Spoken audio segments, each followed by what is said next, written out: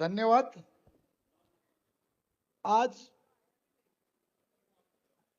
पाण्याबद्दल बोलायचं झालं, मी ज्या विधानसभेमधनं येतो, बहुतेक आज विधानसभा स्लम मध्ये आहे। महापौर महोदया,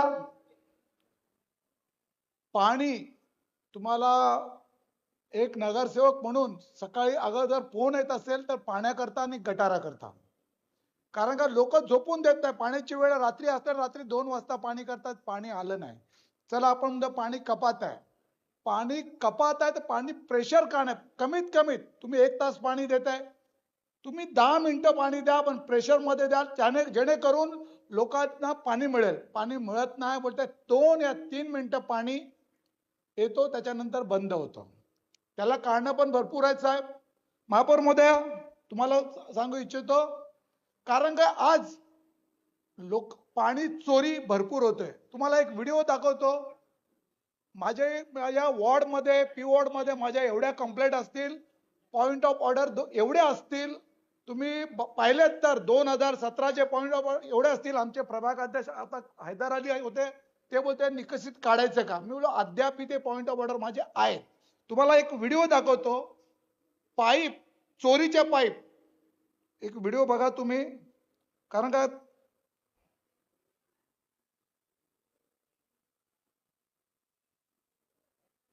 महापौर महोदय,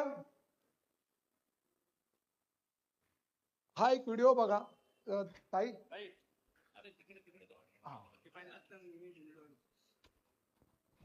महापौर महोदय, हा व्हिडिओ बघा तुम्ही। आपण म्हणतोय पाणी दूषित पाणी काय येतं, हे सगळे व्हिडिओ जे पाईप जे आहेत ते गटारातून गेलेले आहेत, हे पाईप सर्व चोरीचे आहेत। आणि हे काय करतात मॅडम, पाईप मेन पाईपला डायरेक्ट मारतात आणि एवढी मोठी आतमध्ये नळी टाकतायत, आणि तो पाईप ते लोक चोरीचे असतात। आपले आपण जेव्हा टॅप मारून घेतो तेव्हा थ्रेड मारून घेतो, नंतर त्याला आपण थ्रेड मारतो, आट्या असतात, पाणी लिकेज होतं व्यवस्थित। आता रात्री हे काम करणारे गरदुल्ले असतात, जो चिनीने मारतात आणि तो पाईप ढकलून देतात, त्याच्यामुळे तो गटारातनं पाईप जातो, तो पाणी मग तो ज्या टायमाला आपण बंद करतो त्यावेळेस ते पाणी खेचलं जातं, त्यावेळेस तो पाईप त्या गटारात जातो, आपल्या मेन लाईन मध्ये जातो, आणि दुसऱ्या दिवशी पाणी जेव्हा प्रेशरने सोडतो तेव्हा त्या लोकांना पहिला 5 मिनिटात दूषित पाणी जातं। त्याच्यामध्ये अक्षरशः किडे पण असतात, माझ्याकडे ते पण फोटो आहेत, पण ते दाखवूच नाही, वेळ भरपूर कमी आहे। तर अशा प्रकारे पाणी मिळत नाही लोकांना। सगळ्यात पहिला तुम्हाला जे चोरीचे टॅप केले त्याच्यावरती कारवाई करायला पाहिजे, आणि तुम्ही कॅमेरे टाकून, महापौर महोदया, कॅमेरे टाकून त्याच्यामध्ये आतमध्ये जाळी निर्माण झालेली आहे, त्या ह्याची 6 इंचाची जी पाईपलाईन टाकची, पाणी पुढे जाणार कुठं?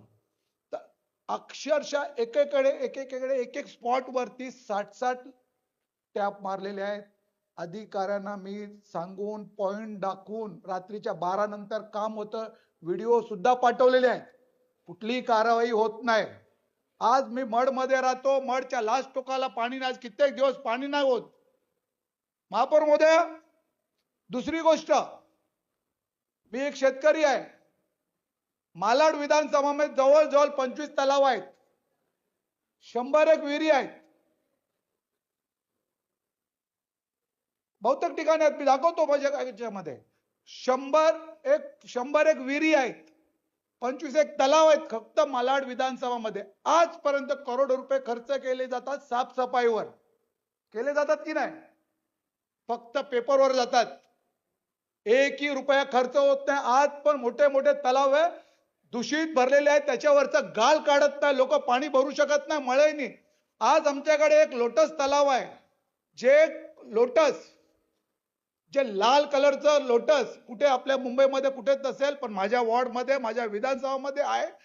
तुम्ही त्या तलावात एवढं दूषित पाणी, एवढा कचरा आहे, कित्येक वर्षापासून 2022 पर्यंत आपण होतो तेव्हापासून माझा हरकतीचा मुद्दा आहे, तो तलावाचा गाळ काढा, तलाव साफ करा। एवढं पाणी आहे, एवढे एवढे मोठे मासे आज पण तिकडे तुम्हाला मेलेले दाखवणार, पण तिकडे त्या याच्यामध्ये गटाराचं पाणी सोडलं जातं, पण आजपर्यंत त्याचा गाळ काढलेला नाही आणि आपण गाळ काढायच्या गोष्टी करतायत. ताई तुमच्याकडे पण तलाव आहे, तिकडे पण आजपर्यंत तुम्ही सांगा यावर्षी गाळ काढला का? तर आज त्या गाळावरती आज विहिरी मालाडमध्ये एवढ्या विहिरी म्हणतात विहिरी, आज म्हणतात मोठे मोठे बिल्डर लोक, आज मालाड ओरल्यामध्ये नव्या नव्या बिल्डिंग झाल्या आहेत. सगळ्यात जास्त भाजीपाला तिकडे पिकायचा, तिकडे विहिरी होत्या. आता विहिरी एक पण तुम्हाला याच्यामध्ये दिसणार नाही. शोधा, तुम्ही गुगल करा, एकही विहीर दिसणार नाही. विहीर गेल्या कुठे? हे बिल्डर लोक काय करतायत, ज्या प्रोजेक्ट आला चाली असतात, छोट्या 2 माळ्याच्या 3 माळ्याच्या बिल्डिंग होत्या, त्याच्यामध्ये हर 1-2 सोसायटीमध्ये एक बिल्डिंग असायची. आता बिल्डिंग कुठे गेल्या?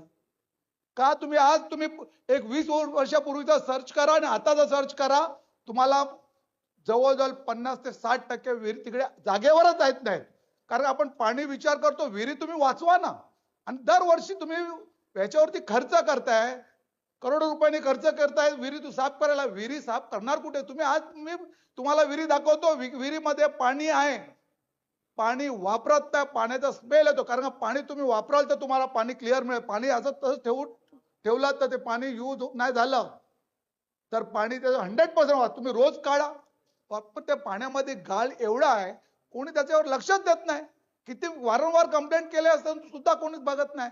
महापौर तुमच्या माध्यमातून मला एवढंच बोलायचं आहे, कुठे ना कुठे याच्यावरती कारवाई झाली पाहिजे. आज गरज आहे, कारण मी मडमध्ये तुम्हाला जवळजवळ असे तलाव आहेत, कारण तलाव आहे, तलावामध्ये पाणी आहे. एक तलाव चांगला खर्च केलेला आहे तलाव सुशोभीकरण करायला, पण लोक काय करतात, गावची लोक त्या तलावाच्या काठीत कपडे धुतात, त्याचं पाणी पुन्हा धुणार, तेच पाणी आतमध्ये टाकणार. तुम्ही अशी सुविधा करा, वॉटर टँक लावा, तुम्ही वर जागा बनवा, कारण ते पाण्याने येईल, ते पाणी तलावात त्या टँक मध्ये जाईल. कारण हे तिकडे धुतणार, तेच पाणी तलावात जाणार, पाणी दूषित होणार साहजिक आहे. काही दिवसात साबणाचं पाणी, मासे मरतात, पाणी आता कोण भरत, आता तिकडे कोण कपडे धुवत नाही, कारण काय, पाणी दूषित झालेलं आहे. महापौर महोदया, आज साफसफाईवर पण ध्यान दिलं पाहिजे. पाण्याची ही काळाची गरज आहे. मला बोलायला दिलं, धन्यवाद. जय हिंद, जय महाराष्ट्र.